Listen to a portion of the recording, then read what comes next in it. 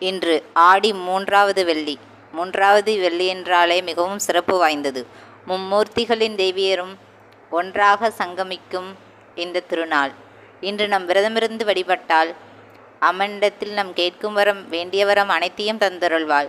தீர்க்க சுமங்கலியாக வாழும் வரத்தினையும் தந்தருள்வாள்.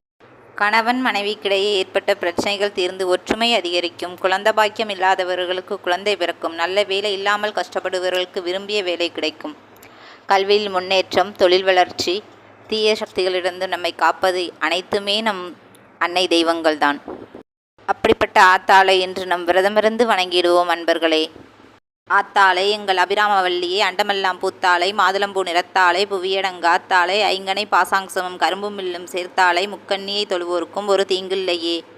இந்த பாடலை பாடி துதித்திடுவோம். உங்களுக்கு அம்மனை பிடிக்குமா? கமெண்ட்டில் சொல்லுங்கள். இந்த வீடியோ பிடிச்சிருந்தா லைக் பண்ணுங்கள், ஷேர் பண்ணுங்கள், சப்ஸ்கிரைப் பண்ணுங்கள். பாய் பாய். சக்தி சிவா.